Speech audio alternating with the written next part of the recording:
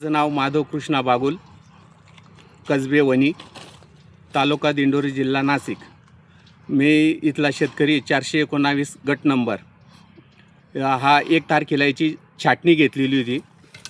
सदर्व माल बऱ्यापैकी दिसत होता, पण पावसामुळं पूर्ण म्हणजे होताचं नसतं झालं रान. तर मग आता ठेवायचं कशासाठी? पुढचा खर्च एवढा जर करायचा आहे बाकीचा, तर ठेवायचं कशासाठी? म्हणून हातात कोयता घेऊन रान तोडण्याची वेळ आली. गेल्यानंतर तलाट्याने सदर्व उडवाउडीची उत्तरं दिले.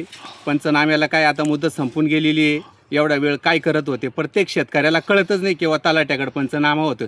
हा समक्ष तलाट्याने बांधावर प्रत्येकाची पंचनामा करावा शेतकऱ्याची, ही माझी तलाठी तात्यांना कळकळीची विनंती आहे. आमच्यासारखी माणसं जातात तरी तर तलाठी तात्यांना नाही म्हणताय, तेव्हा बाकीच्या शेतकऱ्यांच्या किती व्यथा असतील त्या वेगळ्याच आहे. बागाला तसा एकरी मंडपला 6 लाख रुपये त्यावेळेस खर्च आला होता. बाकीचा खर्च जर म्हटलं तर शेतकऱ्याचा खर्च हा फार शेतीला खूप अफाट असतो.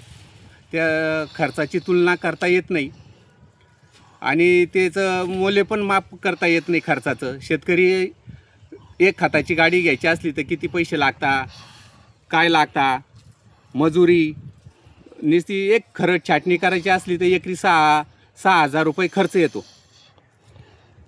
त्याशिवाय तिथून पुढं जेव्हा मालनी छाटणीपासून तर त्याच्या पावडरी चालू राहता, जोपर्यंत पोगा पास होत नाही तोपर्यंत शेतकरी खर्च करतच राहतो. तुमची मागणी काय?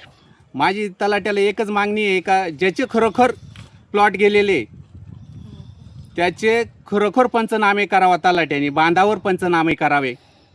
ज्यांचे काहीच गेलेले नाही किंवा असं जर बोललं तर थोडंसं चुकीचं वाटतं ते बाकीच्या शेतकऱ्यांनुसार, पण ज्याचे खरोखर बाग गेलेले त्याला त्याचे कष्टाचे पैसे, त्याला काहीतरी नुकसान भरपाई काहीतरी शासनाने करावा, ही माझी विनंती आहे.